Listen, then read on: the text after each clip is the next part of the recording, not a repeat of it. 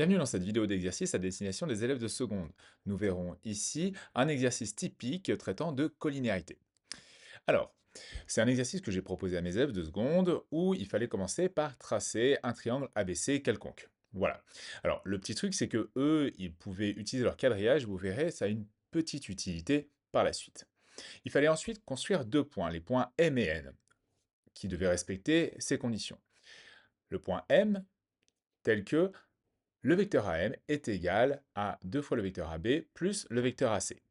Donc on a ici un vecteur AB. Si je prends deux vecteurs AB, cela me donne cette construction. Maintenant, il faut que j'y ajoute à sa suite le vecteur AC. Le vecteur AC, il est ici. Pour l'avoir à la suite, il suffit de le prendre de la même direction, donc quelque chose de parallèle, dans le même sens, avec la même longueur, donc la même norme. Et voilà, ça nous donne le vecteur AM, ce qui nous permet de placer le point M. Maintenant, on sait que le point n est construit de telle sorte que le vecteur Bn est égal à un tiers du vecteur Bc. Et c'est là où en fait que les carreaux pouvaient avoir une utilité pour découper ce vecteur Bc en trois parties égales. Ça me permet de faire mon vecteur Bn ici, et donc de placer mon point n. Alors, rien qu'en faisant la construction, on peut conjecturer que nos points A, N et M, ils sont alignés. C'était exactement ce qui était demandé de démontrer dans cet exercice. Alors, je vais vous montrer deux manières de le faire. C'est un exercice sur la collinéarité, ça veut dire qu'il va falloir en fait démontrer que nos vecteurs AM et AN, ils sont collinéaires. Autrement dit, il faut que le vecteur AM s'exprime en fonction du vecteur AN, hein, avec K qui est un nombre euh, réel. Alors, première manière de faire. Je vais déjà commencer par exprimer ce vecteur AN. Alors, je sais que la relation de Charles me permet de dire que le vecteur AN, c'est le vecteur AB plus le vecteur BN.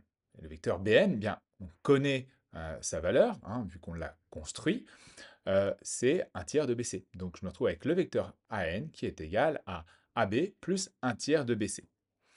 Et le vecteur AM, par construction, on sait que c'est deux fois le vecteur AB plus le vecteur AC.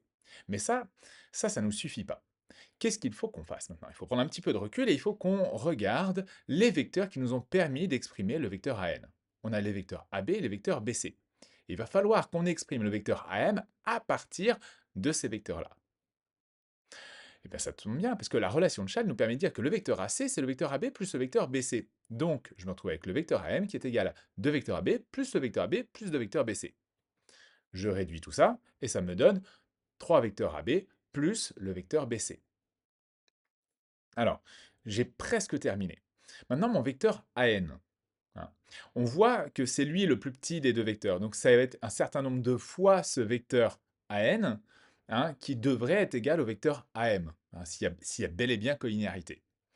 Alors, comment est-ce que je sais quel nombre je vais mettre, comme quel facteur je vais mettre devant AN?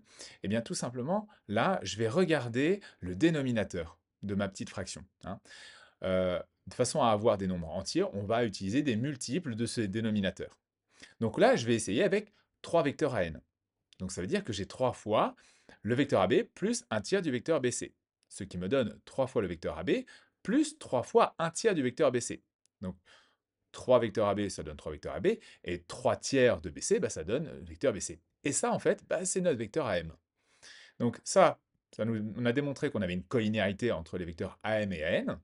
Et puis, bien, ils ont un point en commun, hein, le point A, donc ça veut dire que les points A, M et N sont alignés. Voilà, ça c'était une première manière de faire, la manière la plus rapide.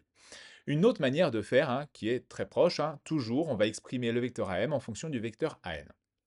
Donc mon vecteur AN, c'est quoi? La relation de Chasles me permet de dire que c'est le vecteur AB plus le vecteur BN. Jusque-là, pas de problème.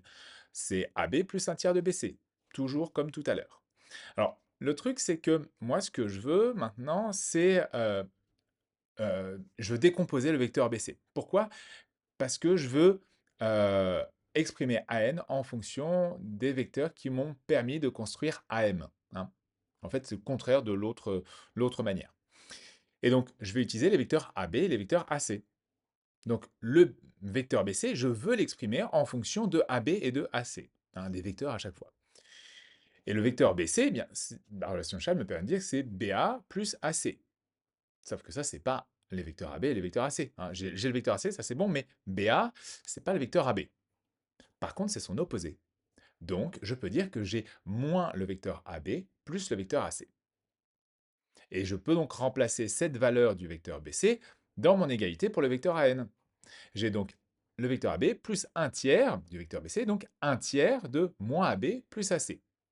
Je développe, cela me donne le vecteur AB moins un tiers du vecteur AB plus un tiers du vecteur AC.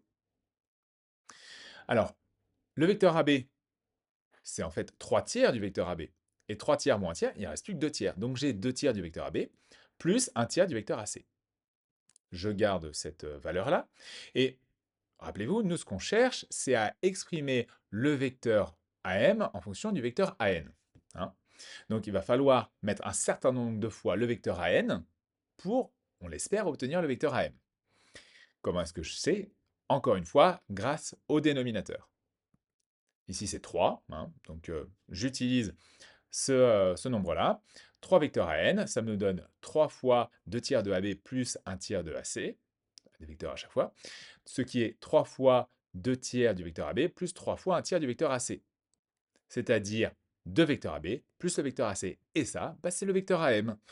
Donc, on a démontré la collinéarité entre AM et AN.